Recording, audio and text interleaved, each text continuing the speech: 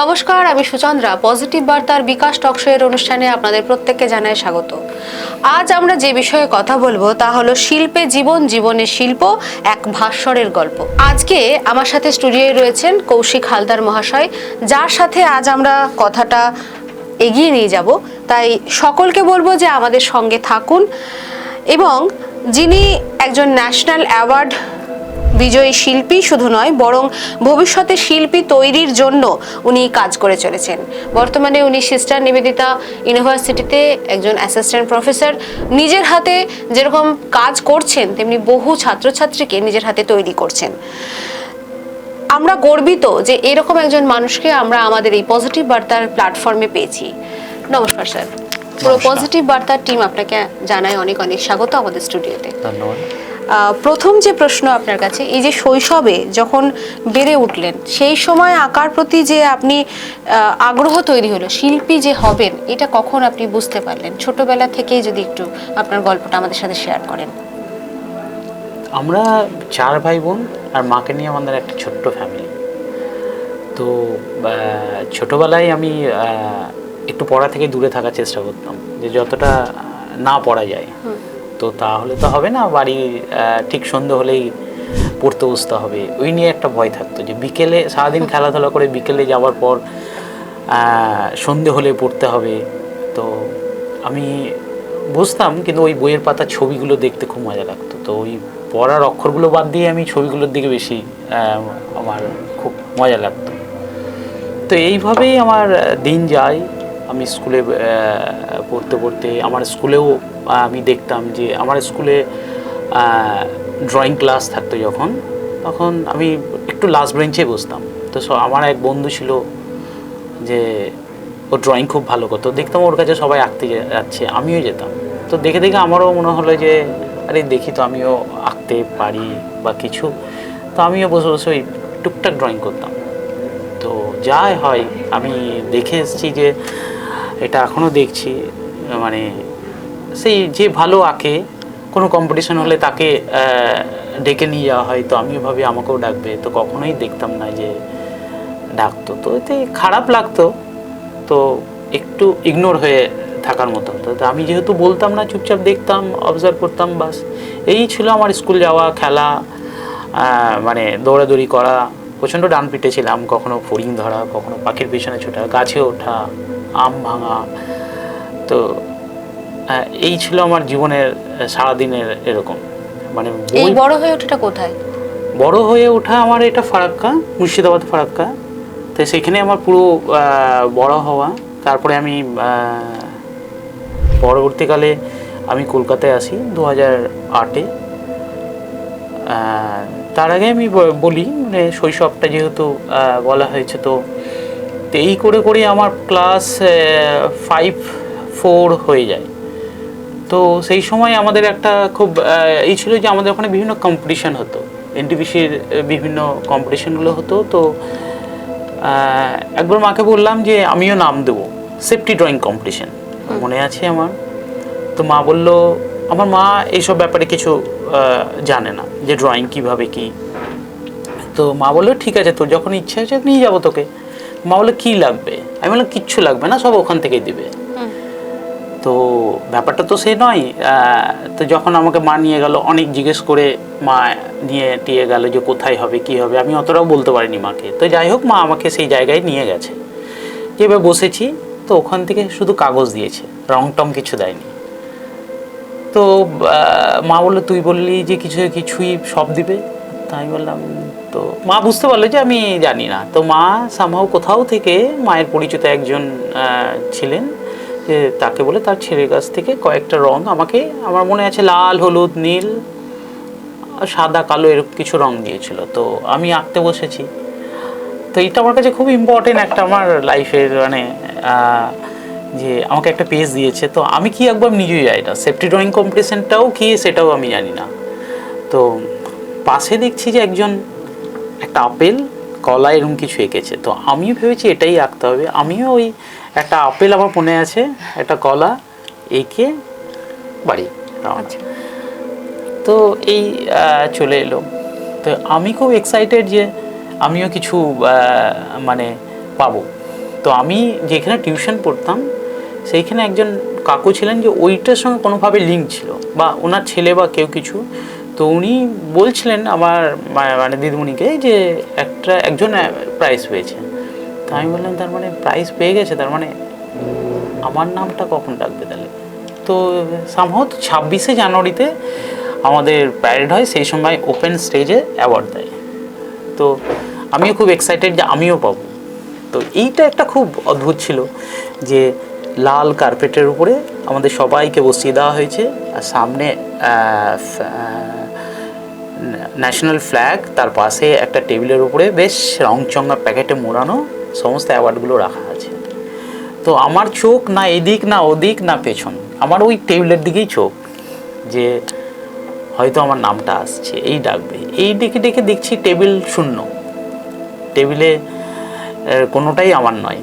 তো ফাঁকা হয়ে গেল, আমি বড় মন খারাপ করে বাড়ি গেলাম, বাড়িতে বললাম মাকে। তো মা বুঝতে পারলো যে আমার খুব মন খারাপ। তো আমি তো মা কী হয়েছে বলে, আমি তো আমার নামও ডাকিনি, বলে ওগুলো পাওয়ার জন্য কিছু করতে হয়, না হলে হয় না। তা আমি তারপরে কী হলো এইটুকুনি শুনে তারপরে ঠিক আছে। তারপর আমাদের ওইখানে আমরা যেখানে থাকতাম ওখানে ড্রয়িং শেখাতে আসতেন তো অভিজিৎ স্যার। তো উনি আমি দেখতাম যে জানলা দিয়ে যে ওখানে শেখাচ্ছে। তো মাকে বললাম যে মা আমি শিখতে যাব। তো মা বললো যেহেতু আমাদের 4 ভাই বোন, তো সবারই পড়াশোনা একই, আমরা পিঠে সব। তো মা ভাবলো যে আমি দেখছি, তো মা আবার কিছু বলেনি। তা 1 মাস পরে আবার মাকে বললাম, মা বললো ঠিক আছে। তো মা যেয়ে আমাকে ভর্তি করালেন স্যারকে বলে। তো যথারীতি আমি লাইন ড্রয়িং এগুলো সব হচ্ছে। তো এই হতে হতে আমি শিখছি যাচ্ছি, কিন্তু বিকেল 4টে থেকে আমাদের ড্রয়িং ক্লাস স্টার্ট হতো না, 3টে থেকে 4টে। তো আমি তারও বেশি থাকতে হতো, কিন্তু আমি খুব স্পিডে 4টে বাজলে আমি কোনো রকমে করে চলে আসতাম। এই ছিল আমার ডেইলি রুটিন, প্রায় এটা আমার অনেক দিন চলেছিল। তারপরে আমি ক্রিকেট খেলতে চলে আসলাম। তবে স্যার বলতেন যে কী রে তোর হাতে এত স্পিড দিচ্ছি আর করে পালিয়ে যাচ্ছিস। তো ন্যাচারালি এইভাবে হয়। তারপরে একবার কম্পিটিশান হয়, তো সেই কম্পিটিশানে যেতে হয়, মানে সবাইকে স্যার বললেন যে যাবে সবাই, তোমরা যেতে পারো।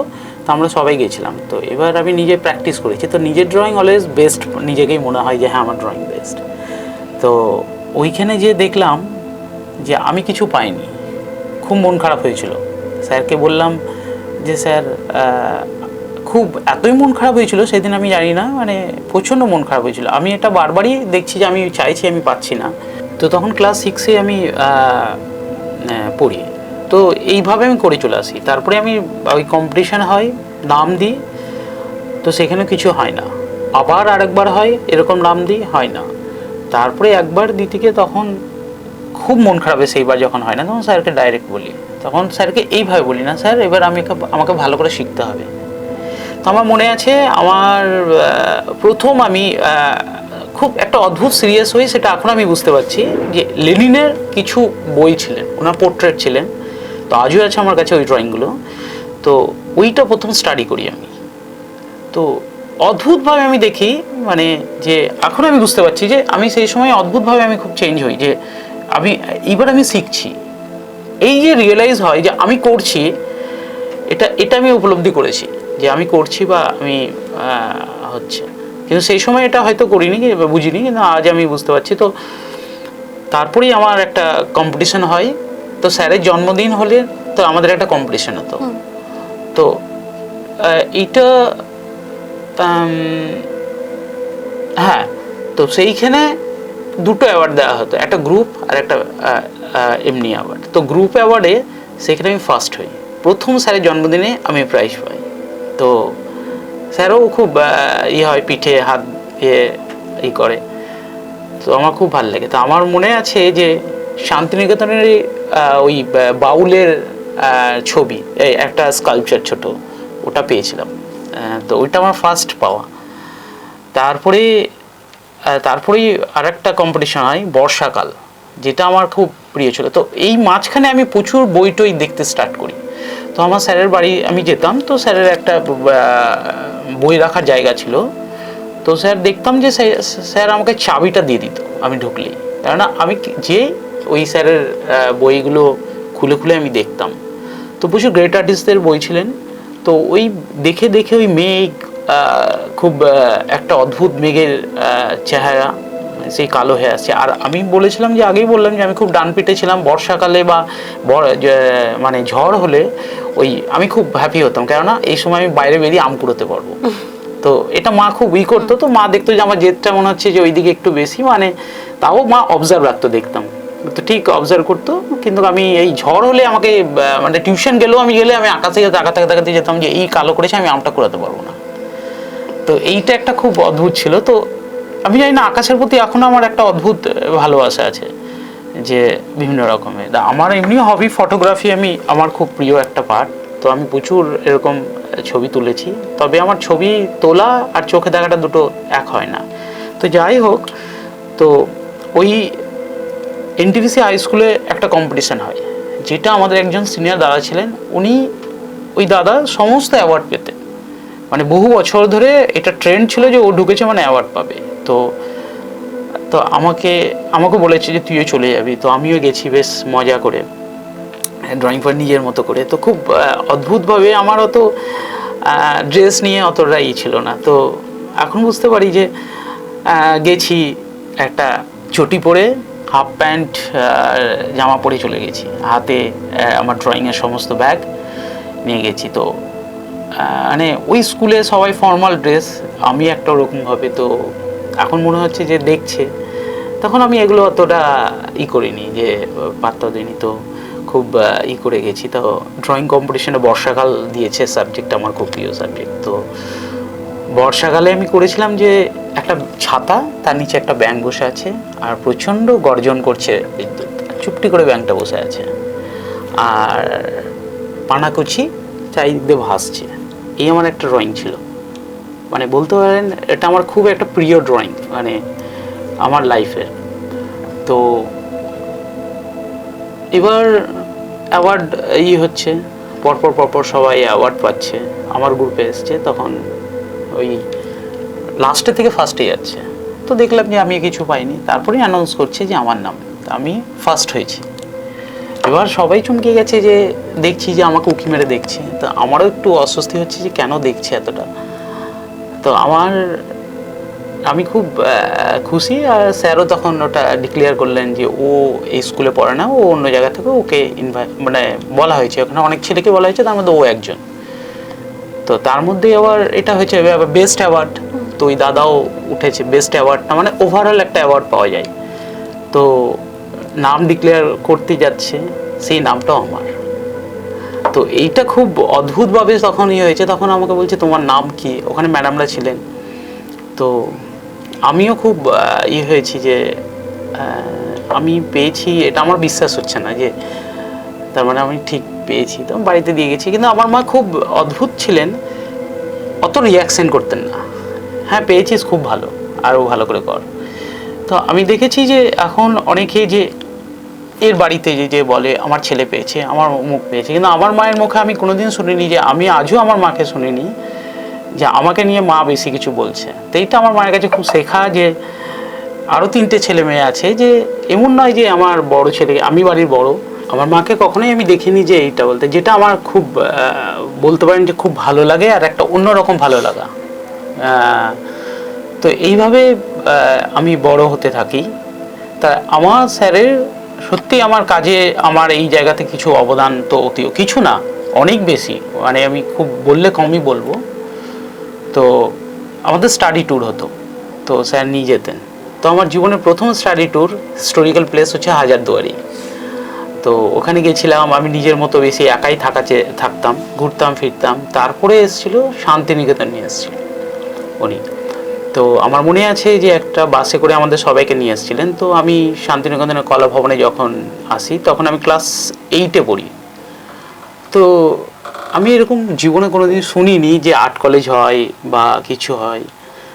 তো শান্তিনিকেতনে আমার মনে আছে আজও, যে আমি ফার্স্ট টেক্সটাইল ডিপার্টমেন্ট থেকে আমাদেরকে ঢুকিয়েছে, দিয়ে আমি এইভাবে ঘুরতে ঘুরতে কলা ভবনের ফার্নেসে আমি যে হাজির হই।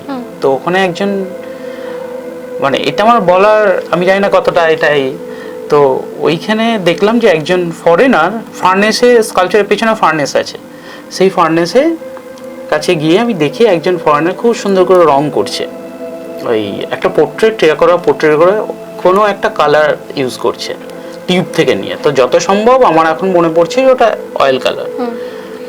তো আমি খুব ভালো করে দেখে এবার উনি তো বাংলা বুঝতে পারছেন না, ফরেনার ছিলেন, তো আমি ওটাকে ট্রান্সলেট করি। তো আমার এখনো ওই লাইনটা মনে আছে যে আমি ওটা কতক্ষণ ধরে ট্রান্সলেট করে বলেছিলাম যে which things made of this face.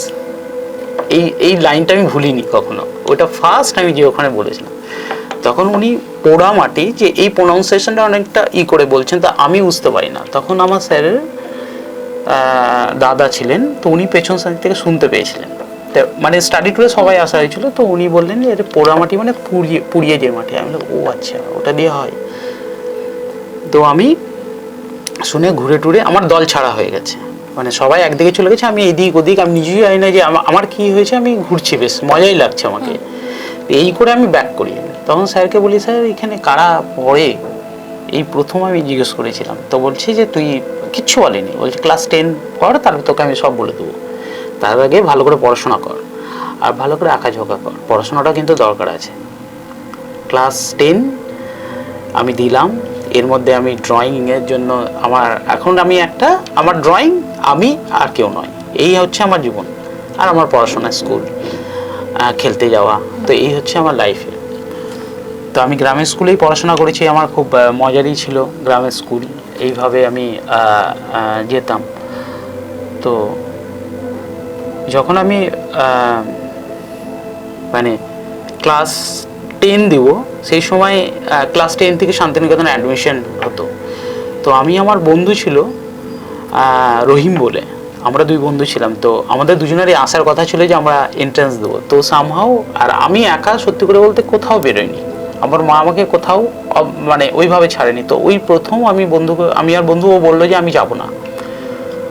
তো আমি বললাম যে তাহলে আমি কিভাবে যাব? তো স্যার বললেন যে তুই এইভাবে চলে যা। মাকে বললাম, মা বলে যা। তো আমার মনে আছে আমি একটা ব্যাগ নিয়ে, আমাদের সব কিছু নিয়ে আমি পরীক্ষার ফর্ম তুলতে এসেছি। কিন্তু ওই যে আমাকে এসছিলাম আমি, ওই ক্যালকুলেশনটা আমার একটু মনে ছিল যে স্যার বলে দিয়েছিল এইভাবে যাবি। আমি ওইভাবে গেছিলাম, এসছি, নেমেছি, সিউড়িতে নেমেছি বাসে, সিউড়ি থেকে আবার বাস ধরে বোলপুরে এসেছি, এইভাবে এসেছিলাম। ফর্ম ফিল আপ করেছি, ফর্ম নিয়েছি, ফর্ম ফিল আপ করেছি, দিয়ে আবার ব্যাক করে গেছি। তো সেইবার আমি পেন্টিংয়ে দিয়েছিলাম, চান্স পাইনি, আবার ব্যাক করে গেছি, আবার নিজের পড়াশোনা স্টার্ট, 11-এ ভর্তি হয়েছি, আবার এইভাবে আমি 12-এ দিই, পাই না। তো আবার 12-এ যখন হয় না, তারপরে আমি 12-এর পরে এবার কী করবো, এবার ওই পড়াশোনাটাও আমার দরকার। তো আমার মামা বললেন যে তুই একটা কলেজে ভর্তি হয়ে যা, তার সঙ্গে এটা কর। কেন মামা বলতেন যে এডুকেশনটা ব্রেক করিস না, ওইটার জন্য পাগলের মধ্যে ছুটবি, তখন এটাও হবে না ওটাও হবে না, দুটো অদ্ভুত একটা সিচুয়েশন হয়ে যাবে। তো আমার সামহাও এটা মনে হলো, হ্যাঁ এটা আমি ভর্তি হয়ে যাই। আমি একটু মানতাম কিছু, তাহলে ভর্তি হয়ে গেলাম। মানে যেখানে আমি স্কুলে 365 দিনে হয়তো যদি কলেজ হয় তো আমি 365 যেতাম, সেইখানে আমি কলেজে আমি আর ঠিক আমার মন বসছে না, আমার তো অন্যদিকে হয়ে আছে। তো যাই হোক, এইভাবে আমি অনবরত পরীক্ষা দিই, এইভাবে আমি অনেকবার পরীক্ষা দিই, চান্স পাই না। তো তারপরে কলকাতায় পরীক্ষা দিই গভর্নমেন্ট আর্ট কলেজে, সেখানেও পাই না। তো একটা খুব অদ্ভুত হয়েছিল, এই পরীক্ষা দিতে দিতে আমাদের প্রতি বছরই কিছু স্টুডেন্টরা মানে স্টুডেন্ট না, যে অ্যাডমিশন পরীক্ষা দেবে তাদের, তো এদের সঙ্গে খুব ভালো একটা প্রতি বছর এই মুখগুলো দেখতে পেতাম, পরিচিত হয়ে গেল। এবার সিউড়ি ছিল, শিলিগুড়ির ছিল একটা ছেলে বিপুল বলে।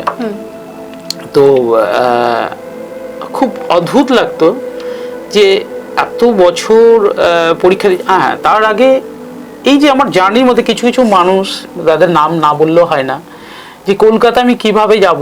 আমার এক বন্ধু আছে গৌতম বলে, তখন আমার মনে হলো যে এবার কাজ করতে হবে। তখন আমার মনে আছে একটা আমি তালা বানিয়েছিলাম, তো খুব মন দিয়ে বানিয়েছিলাম। তো সামহাও তালাটা আমার সিলেকশন হয় না। তো আমার স্যার দেবাশিস স্যার, উনি খুব মানে অবজার্ভ করেন যে আমার খুব ওটা মন লাগছে। তো উনি সাইড থেকে পিঠে, মানে জুড়ি তো সবার সিলেকশন না হলে তো উনি কিছু না, পিঠে একটা হাত দিয়ে হবে, চিন্তা নাই দিয়ে সেই বছরও আমার অন্য কিছু সিলেকশন হলো। আমার একটা অদ্ভুত জেদ কাজ করে গেল না আমাকে করতেই হবে। তো আমার কাজ তখন আমি সত্যি করে কাজে এবার ইনভলভ হয়ে গেলাম যে আমার সময় শেষ হয়ে আসছে।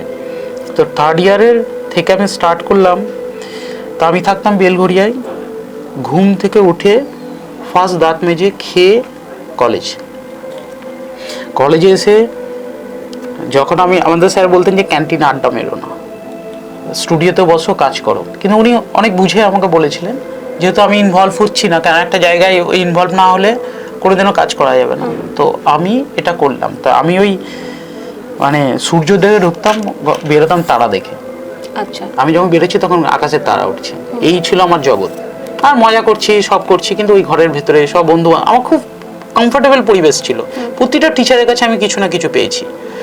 তো ওই বছর ফাইনাল ইয়ারে আমি ফার্স্ট পেপার ম্যাসে কাজ করলাম একটা, ওকে, আর একটা উড কার্ভিং। সেই বছর আমার দুটো কাজ সিলেকশন হলো স্কাল্পচারে, এক্সিবিশনে গেল। সামহাও সেইখানে এক্সিবিশনে যে আমার সাইকেল যেটা বানিয়েছিলাম পেপার ম্যাসে, সেটা ভেঙে পড়ে যায়। তো আমার সামহাও মনে হচ্ছিল যে আমি একটা কিছু পাবো, সেটাও ভেঙে পড়ে গেল। আমার স্যার বললেন যে কৌশিক যাও, জুরি হবে। তো আমরা বেরিয়ে গেলাম। এত মন খারাপ যে বারবার সব কিছু আমার সঙ্গে হয়ে যাচ্ছে এরকম কেন। তো বাইরে এলাম, দিয়ে আবার সিলেকশন হয়ে গেল সব কিছু। তো এই ঢুকে তারপরে অ্যাওয়ার্ড যখন ডিক্লেয়ার হচ্ছে, তো সেখানে আমি ফার্স্ট অ্যাওয়ার্ড পাচ্ছি আমার ডিপার্টমেন্ট থেকে। তো ওই বন্ধুগুলো ওই যে যারা করতো তাদের অনেক প্রশ্ন হয়ে গেল যে এরা যে পেতো না সে আবার পেয়ে। তো এইটা আমার বলার কারণ, অনেক বন্ধুরা, আমি বলছি না খারাপ, এইগুলো এনার্জি দেয় অনেক সময়। যদি পজিটিভ সাইনে নেওয়া যায় তাহলে এটা নিজের কাজের জন্য খুব ভালো, কিন্তু আমরা সচরাচর নেগেটিভ দিকেই চলে যাই। তো এটা আমার হয়েছিল। তো সামহাও এটা একটাই, এইভাবে আমার এই পেপার ম্যাসে কাজে আমি ঢুকি। তারপরে আমি কলা ভবনে, তারপর আমি কলা ভবনে পরীক্ষা দেবোই না ভেবেছিলাম। তারপরে সামহাও আমি পরীক্ষা দিই, আমি কলা ভবনে সেই বছর তারপরেই চান্স পাই। তো এরপরেই আমার জার্নি অন্যরকমভাবে আমি পেপার ম্যাসে নিয়ে কাজ করা স্টার্ট করি। তো একটা অন্যরকম মিডিয়াম, ইগনোরেবল অবজেক্ট একটা হিসাবে আমি করি, কেননা আমার ওই সাবজেক্টটা একটু ইগনোরেবল থেকে ছিল। কেননা আমি সব কিছুতেই আমি দেখেছিলাম যে আমি কাউকে কিছু বলছি, শুনছে না, এটা হয়তো আমিও এরকম করছি, হয়তো আমাকে কেউ কিছু বলছে, হয়তো আমি অন্য কাজের জন্য শুনছি না। তো এই জিনিসগুলো ছিল। তো এই নিয়ে আমার কাজ করি। তো তারপরে আমি, এই যে আপনি বলছিলেন ন্যাশনাল অ্যাওয়ার্ড, তো কাজ পাঠাই প্রথমবার, সিলেকশন হয় না। তারপরের বছর আমি পড়তেই তার বছর পাঠাই। তো সেই বছর আমার কাজ সিলেকশন হয়। কিন্তু খুব অদ্ভুতভাবে যখন আমার কাছে মেল আসে, আমার বিশ্বাস হয় না, যে আমি ভেবেছি যে এটা সামহাও ভুল করে এসছে বা কিছু। তো আমি লাইব্রেরিতে বসে আছি, এই একটা মেল এসছে। তো মেলটা পড়ে দেখছি যে ঠিক বুঝতে পারছি না যে এটা আমি আমার বন্ধুদেরকে পড়ালাম, বলছে হ্যাঁ তুই পেরেছিস। আমি আবার ওইখান থেকে নাম্বারে ফোন করলাম। তো এটা খুব অদ্ভুত, বলছি যে না যাদেরকে বলা, যারা পেয়েছে তাদের বলা হয়ে গেছে, তার মানে আমি পাইনি। কারণ একটা খুব অদ্ভুত ছিল, সেই সময় আমি বেশ কিছু অ্যাওয়ার্ড পেয়েছি। তো এটা কেউ ভুল কারো কাছে ইনফরমেশন যাবে সেটা আমি চাই না, কেননা ওটা সঙ্গে সঙ্গে স্প্রেড করে যাবে, আমি জানি। তো যাই হোক, ওইখানে যে দেখলাম যে ফোন করলাম, তখন উনি বললেন যে হ্যাঁ পেয়েছো। তো এই ঝট করে দেখলাম যে আমার মধ্যে কিন্তু নর্মাল ব্যাপার, কিন্তু বাইরে বেরিয়ে সবাই এত এক্সাইটেড যে বন্ধুরা সবাই, আমাদের মাস্টারমশাইরা কলা ভবনে তখন সবাই অনেক দিন পর বললো যে একটা ন্যাশনাল অ্যাওয়ার্ড পেয়েছে কৌশিক। তারপরে দেখলাম যে শিশির দা তখন আমাদের প্রিন্সিপাল ছিলেন, দেখলাম একটা পোস্টার আমার নামে পড়েছে, কংগ্রেচুলেশন করে। তো এটা খুবই মানে অন্যরকম। তাও ওরকমভাবে আমার হচ্ছে না, হ্যাঁ পেয়েছি, ঠিক আছে। তারপরে লালবাদে আমাকে তারপরে একটা কাজ করতে দেওয়া হয়েছিল, যেটা লালবাদে আছে ক্যাকটাস, অনেকগুলো ক্যাকটাস নিয়ে আমি কাজ করেছি। আরও আমার মাস্টারমশাইরাও ওখানে কাজ করেছেন, পঙ্কজদা ছিলেন, গৌতমদা, আরও সবাই আছেন, সুতনুদা, শিশিরদাও আছেন, সবাই কাজ করেছেন। তো ওখানে আমাকে দিয়েছে, আমার খুব ভালো লাগছিল যে ওরকম একটা জায়গায় আমাকে দেওয়া হয়েছে। তো আরও মজা লেগেছিল যখন আমি মানে সবাই ফ্লাইটে যাই, আমার খুব ইচ্ছে ছিল যে আমার অ্যাচিভমেন্টে আমি যাব। তো আমি সেই সময় পেয়েছিলাম ওটা, তো গেছি। যখন আমাকে ওই জিজ্ঞেস করা হচ্ছে যে আপনি খুব কম বয়সে মানে মিডিয়াতে পেয়েছেন, তো ওটা তখন আমার খুব অদ্ভুত লেগেছে যে তার মানে আমি পেয়ে গেছি। হ্যাঁ, তো এইটা আমার কাছে খুব অদ্ভুত। উনি এমনভাবে আমাকে বলেছেন যে আমার খুব ভালোও লাগছিল, আবার এটাও ঠিক বোঝানো যাবে না ঠিক যে। ঠিক আছে, আপনার কাজের মধ্যে দিয়ে কোনো ধরনের থিম বা বার্তা আপনি সবচেয়ে বেশি প্রকাশ করতে চান? যে আমি সাধারণত সময়ের সঙ্গে সঙ্গে কাজের পরিবর্তন ঘটে, যেরকম আমি বেশ প্রায় 10-12 বছর ধরে পেপার ম্যাশে নিয়ে কাজ করি। পেপার ম্যাশে বলতে আমি এই ডিমের ট্রে নিয়ে আমার পুরো কাজ। তো আমরা মধ্যবিত্ত পরিবারের আমাদের সবাই কি হয় যে রিসাইকেলিং, যেরকম কাঁথা, এই সমস্ত জিনিসগুলো আমরা ওই মানে ফেলে দেওয়া জিনিসগুলোকে কখনো করছি, এটা করছি, কখনো আমরা কোনো কিছু একটা টুকরো ফেলে দিয়ে ওটা দিয়ে কোনো ক্রাফটের কাজ করছি। তো এটা ন্যাচারালি এটা আমাদের মধ্যবিত্ত পরিবারের মধ্যে থেকেই থাকে। তো আমি ওই ইগনোরেবল, যেরকম আমি একটু আগে বলছিলাম যে কিছু বললে না শোনা, ওই জায়গা থেকে আমার সমস্ত কিছু কাজ করা। তো এইভাবেই এই সাবজেক্টটা নিয়ে আমি করছি। পরবর্তীকালে কিছু কিছু জায়গায় আমার চেঞ্জ হয়েছে এখন। তো আমি কাঁঠাল নিয়ে প্রচুর কাজ করেছিলাম, তো এটা আমার খুব প্রিয় একটা সাবজেক্ট ছিল, যে অ্যাওয়ার্ডটাও পেয়েছিলাম সেটা। আবার এই পেপার ম্যাশের একটা খুব অদ্ভুত ব্যাপার ছিল যে পেপার ম্যাশে একটা গ্যালারি আমার কাজ সিলেকশন করেছিল, কিন্তু নষ্ট হয়ে যাবে বলে রিজেক্ট করেছিল। তো এইটা আমি তখন মাস্টার ডিগ্রি সেকেন্ড ইয়ার, মানে আমি থার্ড সেম, তখন আমার মনে বলেছিলেন, উনি বলেছেন তোমার এইগুলো কাজগুলো খুব নষ্ট হয়ে যাবে, তো তুমি করছো। তখন আমার মানে বাস পড়ার মতো অবস্থা, এতটা কাজ এগিয়ে যাওয়ার পর বলছে নষ্ট হয়ে যাবে। সেটা নিয়ে আমি খুব অনেক ভাবলাম টাবলাম, তারপর বললাম যা হবে দেখা যাবে, স্টার্ট করি। তারপরেই আমি অ্যাওয়ার্ডটা পেয়েছি, তারপর ওইটার গভর্নর অ্যাওয়ার্ড পেয়েছি আমি। তো তাতে আমার খুব কাজকে আমার কাছে একটু বিশ্বাস তৈরি হয়েছে যে সবাই অ্যাকসেপ্ট করেছে, ভবনে সবাই খুব করেছে যে না তুমি করো, ভালো হচ্ছে, অন্যরকমভাবে ভাবা। তো এইভাবে কাজ করে যাচ্ছি। একজন শিক্ষক হিসাবে আপনি ছাত্রছাত্রীদের মধ্যে কি কি গুণাবলী তৈরি করতে চান? আমি জানি না যে মানে কিভাবে বলা যায়, কেননা অত আমি জানি না, কেননা আমিও শিখছি স্টুডেন্টদের কাছে। তবে হ্যাঁ, একটা খুব মজার ছিল যে আমার স্বপ্নই সবসময় ছিল যে আমি যেন এই লাইনেই থাকি। তো আমি সিস্টার নিবেদিতা ইউনিভার্সিটিতে অ্যাসিস্ট্যান্ট প্রফেসর হিসাবে যখন আমি 19-এ ভর্তি হই, হ্যাঁ মানে ভর্তি বলতে চাকরিতে যখন পাই, আমি সব থেকে মানে নিজস্বতা ওদের কাজের মধ্যে প্রকাশ পাওয়াটাই আমার মনে হয় খুব ইম্পর্টেন্ট, যেটা আমি সবসময় চেষ্টা করি। কেননা এখন বেশিরভাগ দেখি করছে আমাকে, আচ্ছা ওর কাজটা ভালো হচ্ছে, স্যার খুব অ্যাপ্রিসিয়েট করছে, মানে আমি ওরকম করবো, এই ব্যাপারটা চলে আসে। তো আমি চেষ্টা করি এইটা থেকে যতটাকে অ্যাভয়েড করা যায়। অবশ্যই নিজস্বতাটা খুব ইম্পর্টেন্ট, যেটা সচরাচর খুব কমই পাওয়া যাচ্ছে। তবে আমরা চেষ্টা করি সবাই যে যাতে ওটা রাখা যায়, যতটা পারা যায় নিজস্বতা। এটা একটা স্টুডেন্টের খুব ইম্পর্টেন্ট একটা। তারপরে তো নিজস্বতা রাখলেও নিজের মতো করেই চলতে স্টার্ট করবে, দেখানো দায়িত্ব। তবুও মনে হয় যে যারা এই ফিল্ডে আছে, যে গুরুর কাছে উনি শিখছেন, তার একটা প্রচ্ছন্ন প্রভাব মনে হয় থেকে যায়। সেটা গুরু শিক্ষক পরম্পরায় চলতে পারে, কিন্তু সহপাঠী বা সহপাঠিনীর মধ্যে নকল করার প্রবণতাটা আপনি বন্ধ করতে চাইছেন। হ্যাঁ, সেটা তো অতি অবশ্যই, কেননা ওরই খারাপ লাগবে যখন ধরুন আমি কাজ করছি, এবার আমার মতো যদি আমার স্টুডেন্টটা কাজ করে, তখন বলে ও স্যারের মতো তুই করছিস, ওর খারাপ লাগবে, কেননা এতটা পরিশ্রম করছে। সেম টাইম ও যদি ওর বন্ধুর মতন একটা কপি করে নেয়, তুই বলবে যে তুই ওর কাজটার মতো মনে হচ্ছে না। ভালো থাকলেও, যতই ভালো বন্ধু হোক, কিন্তু ওখানে একটা পিঞ্চ করে কথা বলা থাকেই। তো আমি চেষ্টা করি যাতে মানে এটা আমাকে বললেও আমারও খুব লাগবে যে না, আমি তো খেটে করেছি, অথচ ওর মতো হয়ে গেছে। যারা ধরুন নতুন এই পেশায় আসতে চাইছে, মানে শিল্পী হিসাবে নিজেকে প্রতিষ্ঠা করতে চাইছে, তাদেরকে আপনি কি পরামর্শ দেবেন? যারা এই লাইনে আসতে চাইছে, দেখুন সব থেকে আমি বিশেষ করে গার্জিয়ানকে এখানে বলতে চাই যে এই লাইনে আসাই মানে যে চাকরি পাবো মানে এই উদ্দেশ্য করে যদি আসে, হ্যাঁ সঙ্গে সঙ্গে যে আমি চাকরি করব, এটা করব, এটা নিজেকে তো ভালো করে শিখতেই হবে, না হলে উপায় নেই। আর এই লাইনে যে নেই এমন নয়, অনেক কিছু আছে। এরকম গার্জেন বলে যে এই লাইন 8 লাইন মানে আর যেতে হবে না, এটা ফালতু, এটা কিছু নেই। কিন্তু একদমই না, এখন অনেক রকমের জব আছে, যেমন মিউজিয়াম, আমি টিচিং প্রফেশনাল আছে, তারপরে ধরেন বিভিন্ন আর্ট ডাইরেকশনের কাজ আছে, স্টেজ ইন্টেরিয়ার এখন আছে, তো অনেক কিছু আছে। এখন ওইভাবে সাবজেক্টটাকে দেখা হয় না, কিন্তু এটা মানে যে এই লাইনে ঢুকলে যে পড়াশোনা করতে হয় না, এটা কিন্তু একদম ভুল ধারণা। যেটা আমি মানে কোট করতে চাই যে পড়াশোনা করতেই হবে, যে পড়াশোনা ছেড়ে যে এটা মানে এই লাইনে ঢুকতে হবে, একদমই না। যে আর্ট পড়া মানে যে পড়াশোনা নয়, এটা একদম খুবই মানে জানা দরকার যে পড়াশোনা আছেই, না পড়লে নিজের কাজটাকে এগোনো যাবে না। তো আর্ট হিস্ট্রিটা খুব ইম্পর্টেন্ট।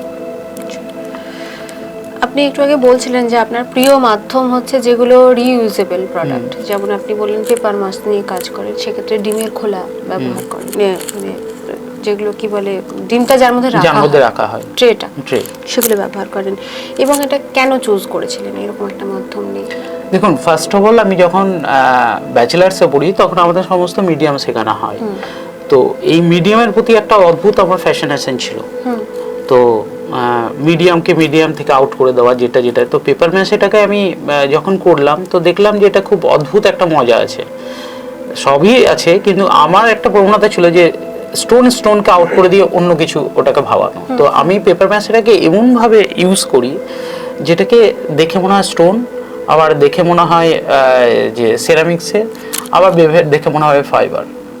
তো এই যে একটা অদ্ভুত একটা মানে কন্টেন্ট তৈরি হয়, সেটা আমি মানুষের মধ্যে একটা অন্যরকম রিয়াকশন তৈরি হয় যে এটি জিনিসটাকে, এটা আমার খুব মজা লাগে।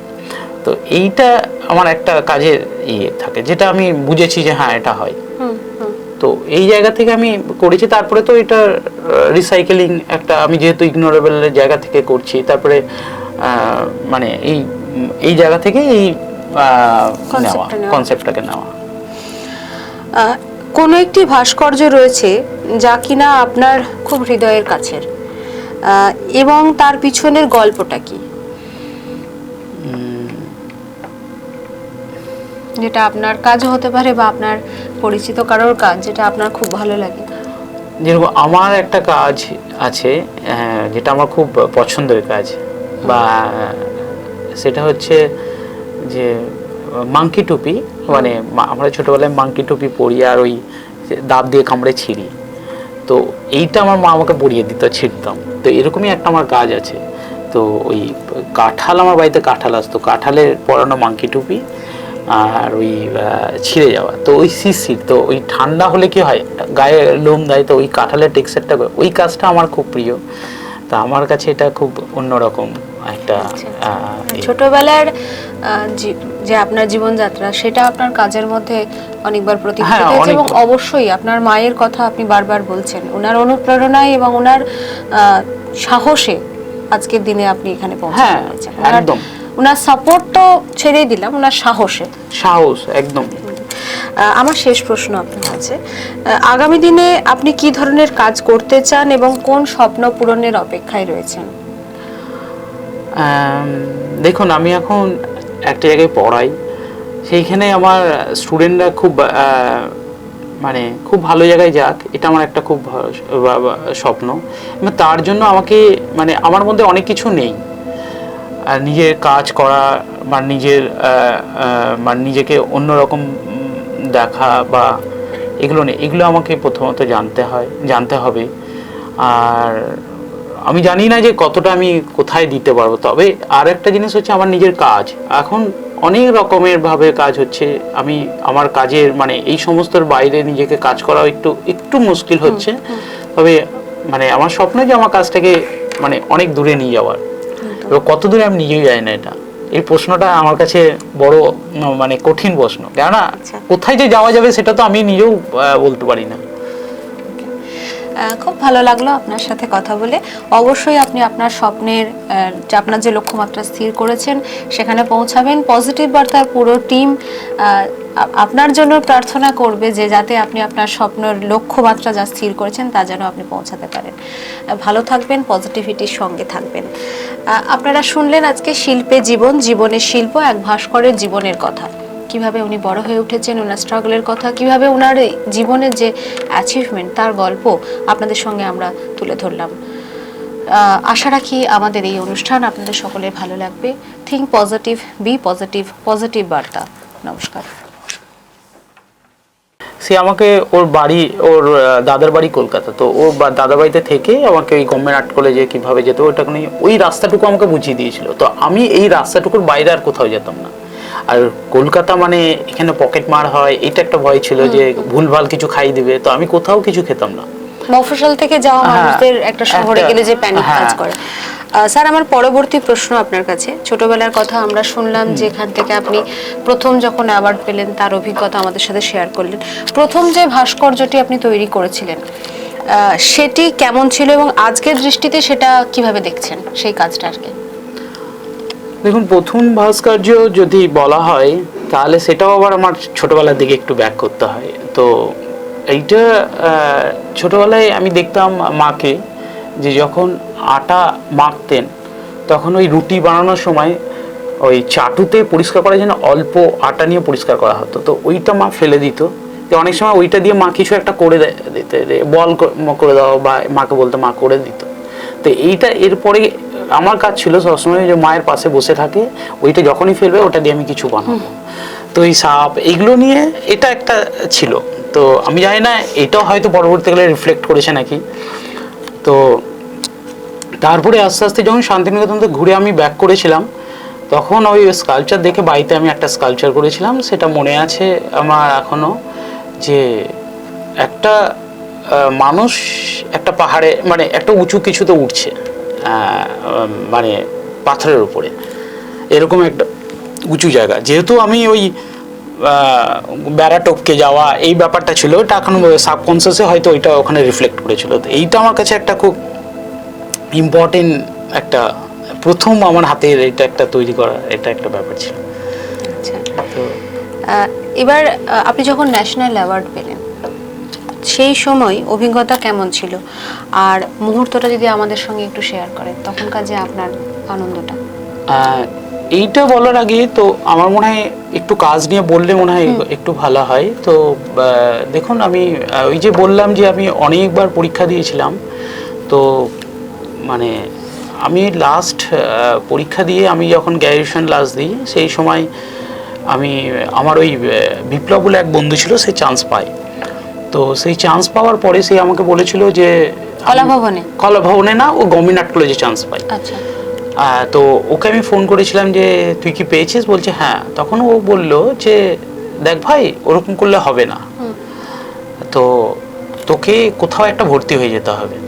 আমি বললাম কোথায়? বলছে একাডেমিতে স্কেচের একটা ক্লাস হয়, ওখানে ভর্তি হয়ে যাস, আর বিড়লাতে পড়ায়। তো আমারই এক বন্ধু টুম্পা বলে, সে আমরা একসঙ্গে ড্রয়িং করতাম, তো সে বিড়লাতে পড়েছিল।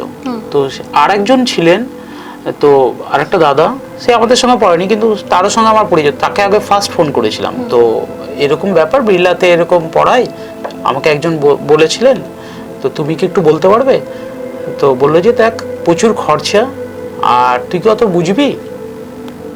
এই যে আমি এটা বলার কারণ হচ্ছে যে আমি অনেকজনকেই বলছি যে এই যে মানে আমি পরের কথাটাই বলবো, যে নেগেটিভ অ্যাপ্রোচ অনেক সময় আসে জীবনে। তো ওইটা বলার পর আমার মনে হয়েছিল যে না, আমার এত খরচা নিয়ে পড়া সম্ভব না। তখন আমি আমার সঙ্গে আবার ওই আমার বন্ধু যে টুম্পা বলছি, টুম্পা বর্মন, সে বিড়লাতে পড়তো, তাকে আমি ফোন করি যে তুমি একটু আমাকে বলতে পারবে? তখন বললো যে ও আমার থেকে সিনিয়র, টুম্পা দিই বলতে পারো। তো ও বললো যে তুই এক কাজ কর, তুই চলে আয়, আমি এখানে কথা বলছি। আচ্ছা। তো অদ্ভুত, মানে আমি মাকে বললাম, মা বললো যে আরেকটা মানে খুব ভালো আমার মায়ের কথা, যেটা আমি খুব মানি এখন, যে মা বললো যে দেখ, 4 ভাই বোন পড়াশোনা করছি, আমার পক্ষে সম্ভব না। তো আমি তখন টিউশন ড্রয়িং করাতাম বাচ্চাদের, তো কিছু টাকা আমার ওখানে আসতো। তো তখন মা বললো যে তুই এক কাজ কর, যা, নাহলে ফিরে আসবি। তো আমি বললাম হ্যাঁ ঠিক আছে যাই। তো আমি ওই ওকে বললাম যে তুমি আমার একদম, গেলাম কলকাতায় গেলাম, ও আমাকে হাতে করে নিয়ে, যে আমার আর্ট কলেজে ভর্তি হওয়ার এই মানুষটা খুব ইম্পর্টেন্ট একটা পার্ট। না, জীবনের প্রতিটা পদের কিছু মানুষ থাকে, হয়তো তার ইম্পর্টেন্সটা অতটা নাই, কিন্তু ইম্পর্টেন্সটা অনেক বেশি আবার আছে। তো ও আমাকে বিড়লাতে নিয়ে গেল, পরীক্ষা সেদিন বলে রেখেছিল, তো পরীক্ষা আমার নিল মলয় স্যার বলে, মলয় দাস। উনি আমার কাজটা দেখলেন, ড্রয়িং করতে দিয়েছিলেন। আমার মনে আছে আমি এরকম একটা ড্রয়িং করেছিলাম যে একটা মানুষ অনেকগুলো ছাগলকে টেনে নিয়ে যাচ্ছে, এরকম একটা আমি ড্রয়িং করেছিলাম। কারণ আমাদের ওখানে ওই গ্রামে দেখতাম যে ওই অনেক সময় ছাগলকে কিনে নিয়ে যেত, তো ওইটা আমি কোনোভাবেই ড্রয়িং করেছিলাম। তো উনি এসে বলেছিলেন যে হ্যাঁ তুমি সিলেক্ট হয়েছো, তোমার ড্রয়িংটা খুব ভালো হয়েছে, তো মনে আছে। তো বললো যে তুমি ভর্তি হয়ে যাবে পরের মাস থেকে। তো বললো নামের লিস্টে রাঙিয়ে দিল ভর্তি আমি পরের মাসে। আর ওকে বললাম যে তুমি একটু চিপ করে আমার রুম খুঁজে দিও, তো বেলঘড়িয়া আমি থাকতাম, তো ওইখানে ভর্তি হলাম। এই হলো আমার ফার্স্ট আর্ট কলেজে একটা ভর্তি হওয়া। এটা শহর সংবাদ ছিল বিল্ডার, এখানে ডিপ্লোমা কোর্স হতো। তো এই ভর্তি হয়ে এবার আমার চললো, এদিকে আমার গ্র্যাজুয়েশনে চলছে খুব অদ্ভুতভাবে। দিয়ে তারপরের বছর ওখানে বেশ সুন্দর আমি স্কেচ করতে যেতাম, ড্রয়িং হতো না খুব। তারপরে আমি রিয়েলাইজ করলাম যে আমি সত্যি আমি চান্স পেতাম না, আমি কিছুই জানি না সেরকমভাবে। তো এটা অনেক সময় হয় না নিজের ড্রয়িং ভালো, এটা মানে কোথাও গেলে তখন বুঝে যায় যে আমি কি অবস্থা আমার। তো তারপরের বছর আমি পরীক্ষা দিলাম, তো সেই বছর আমি রবীন্দ্রভারতীতে চান্স পেলাম, আর কোথাও চান্স পাইনি। তার মধ্যে আমার এক বন্ধু বলেছিল যে তুই দেখিস রবীন্দ্রভারতীতেই পাবি। তো আমি জানি না, ওকে আমি অভিজিৎ বলে এক বন্ধু, আমি পরে বলেছিলাম তুই কেন মনে হয়েছিল, তো বললো যে মনে হয়েছিল বলে দিয়েছি, তো হয়তো অ্যাক্সিডেন্টলি বেরিয়েছে। তো আমি আর্ট কলেজে এবার আমি চান্স পেয়ে গেলাম, এবার আমার পড়াশোনা স্টার্ট। কিন্তু আমি ওই মানুষটার কথা শুনে যদি আমি না যেতাম তাহলে হয়তো আমি আজকে এখানে থাকতাম না। তো ওই কিছু নেগেটিভ অ্যাপ্রোচ আসবে জীবনে, তো এটাকে সামহাও সাইড করে এগিয়ে যেতে হবে, নিজের চ্যালেঞ্জ হিসাবেই নিতে হবে। কেননা আমার ভালো লাগছে মানে ঠিক আছে আমি এগোই না, না হয় নিজেকে তো কখনো আমি করতে পারবো না, দোষারোপ করতে পারবো না। ওই জন্য অনেক সময় অনেক পড়াশোনা যে এটা করে কি হবে, যদি আমার সামনে আসে করে নেওয়া ভালো, ঠিক আছে দরকার নাই যখন আছে, কারণ ওইটা থেকে আরেকটা রাস্তা তৈরি হয়। তো যাই হোক, মানে আমার রবীন্দ্রভারতীতে ভর্তি হলাম, লাস্ট আমি আর্ট কলেজে চান্স পেলাম। তো মানে তার আগে আর্ট কলেজে ভর্তি হওয়ার যেই বছর আমি প্রচণ্ড জার্নি করেছিলাম, আমার বিশ্বাস সত্যিই হারিয়ে গেছিলো যে আমি পাবো নাকি। সেটা হচ্ছে 2007-এ, যখন আমি সব জায়গায় পরীক্ষা দিয়ে আমি যখন চান্স পাই না, মানে এমনও হয়েছে যে রাত্রেবেলা আমি বিশ্বভারতীতে পরীক্ষা দিয়েছি, রাত 2টোর সময় ট্রেন ধরে আমি হাওড়া পৌঁছেছি। আমি জীবনের প্রথম মানে সমস্ত হাতে ব্যাগ আছে, আমি হাওড়া স্টেশনে একটা জায়গায় বেজেতে ঘুমিয়ে সকাল পর্যন্ত কাটিয়েছি। সকালবেলায় যখন আমি গভর্নমেন্ট আর্ট কলেজে পরীক্ষা দিচ্ছি, মডেল সামনে বসিয়েছে, আমি ড্রয়িং করতে পারছি না, মানে আমার হাত নড়ছে, মানে আমি খুব আপসেট। সেইবার আমি ব্যাক করে যখন এসেছি, এসে আবার তারপরে মানে আমি রেজাল্ট দেখতে গেছিলাম পরে, তো আমার নাম উঠেনি।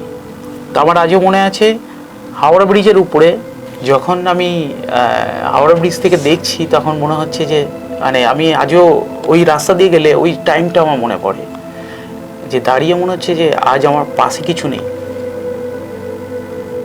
মানে এই ফিলিংসটা হয়েছিল আমার সেই সময়, যে মানে হাওয়া বাতাস, মানে আমি একজন, যে এই পৃথিবীর কেউ নয়, মনে হচ্ছে যে কেউ আমার সঙ্গে নয়। এই রিয়েলাইজটা আমার সেই দিন হয়েছিল। তো তারপরেই আমি ওই বিড়লাতে ভর্তি পাই। তো এই এক্সট্রিম পর্যায়ের পরেই একটা টার্ন ওভার হয়েছে আমার জীবনে। তো টার্ন ওভারের এই মানুষগুলো খুব ইম্পর্টেন্ট। অবশ্যই আমাদের জীবনে চলার পথে কিছু কিছু মানুষের সান্নিধ্য আসে, যাদেরকে অনেকে যারা ঈশ্বর বিশ্বাস করেন, আমরা মানুষ রূপে ঈশ্বর কিছুজনকে পাই যারা আমাদেরকে পথ দেখায়। তো যাই হোক, আপনার জীবনে এরকম অনেক মানুষ এসেছেন যাদেরকে আপনি আজকেও এই মঞ্চে এসেও তাদের কথা বলছেন। আমার প্রশ্ন ছিল আপনার কাছে যে এই যে যখন আপনি জানলেন যে আপনি ন্যাশনাল অ্যাওয়ার্ডের জন্য নমিনেটেড, এবং হ্যাঁ মানে আরো কিছু কথা আছে যে ওইগুলো মানে বলা আমার মনে হচ্ছে দরকার আছে, না হলে এটার কোনো মূল্য নেই। আচ্ছা, মানে ওইগুলো তার পেছনে এগুলো খুব ইম্পর্টেন্ট আছে। তো যাই হোক, আমি রবীন্দ্রভারতী 4 বছরের degree, painting, sculpture, print making, applied art আছে, 1 ইয়ার ফাউন্ডেশন, যেটা খুব মানে সব কিছু শেখানো হয়। তো ওখানে আমি আমার মতো করে ফিরে আমার জগৎ পেয়েছিলাম। তো আর খুব অদ্ভুতভাবে আমার গ্র্যাজুয়েশনও সেই সময় হচ্ছে, তো আমার রেজাল্ট এলো। তো মানে আগে যেখানে আমি পড়তাম, তো সেইটার রেজাল্টটাও ওখানে বলার কারণ হচ্ছে যে আমার খুব অদ্ভুত লেগেছিল যে কিছু বিশ্বাস, মানে বিশ্বাস, মানুষের নিজের বিশ্বাসটা খুব ইম্পর্টেন্ট। তো আমি ওইটাই তাই বলছি যে আমার এক বন্ধু বললো যে তোর রেজাল্ট বেরিয়েছে, তোর রেজাল্টে ক্রস আছে। তা আমি ভাবলাম আমার 3 বছর পড়াশোনাটা আমি জিরো, মানে আমি তার পরীক্ষা দিতে পারবো না, মাইগ্রেশন তুলতে হবে। তো আমি মাকে যে বললাম, মা বললো যে দেখ তুই তো দু নৌকাই পা দিয়েছিস, সেটা বুঝতে হবে। তো আমার মায়ের খুব সিম্পল কোশ্চেন ছিল, কিন্তু কোশ্চেনের মধ্যে প্রচুর অনেক কথা মনে হয় ছিল। তো সম্ভব আমি গেছি কলেজ, যে আমি রেজাল্ট দেখছি, তাও আমার মনে হচ্ছে যে কিছু একটা মিরাক্কেল তো হতেও পারে। তো এটা আমি জানি না এটা আমার কি। আমার বন্ধু এসছে বলছে, আমি আবার বন্ধুরা সবাই বলছে কি হয়েছে, আমি বললাম জানিস তো ফেল করে গেছি আমি, আমার ক্রস আছে। বলছে চল তাহলে রেজাল্টগুলো দেখে নিই, আমাদেরও রেজাল্ট দেখতে হবে। তো আমি রেজাল্ট দেখছি যে হ্যাঁ ক্রস। তারপরে বলছি যে আমার রোল নাম্বার ছিল 1234, কিন্তু এটা ভালো করে দেখলে 1 2 3 4। তো এইটা আমি কখনো দেখিনি। তো সেই দিন আমি তাকিয়ে দেখছি যে মানে রেজাল্ট একটা 1234 রেজাল্ট আছে এখানে, আর একটা উপরে। তো উপরে যে দেখছি আমি পাস করে গেছি।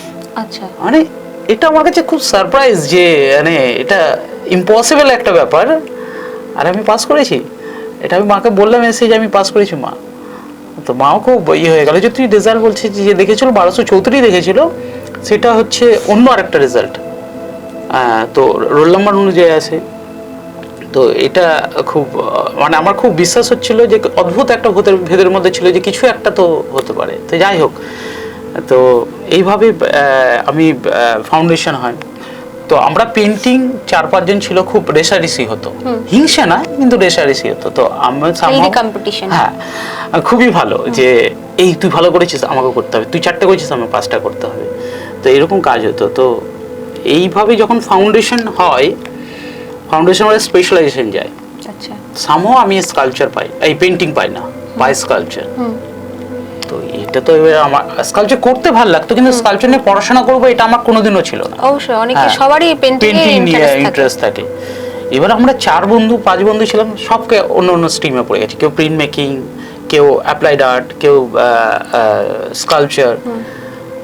আমি মানে নিতে পারছি না যে এটা কিভাবে সম্ভব। আমি পেন্টিং নিয়ে পড়াশোনা করবো, দিয়ে স্যারের কাছে গিয়ে বলেন স্যার আমার পক্ষে সম্ভব না, আমার ফাইন্যান্সিয়াল প্রবলেম আছে।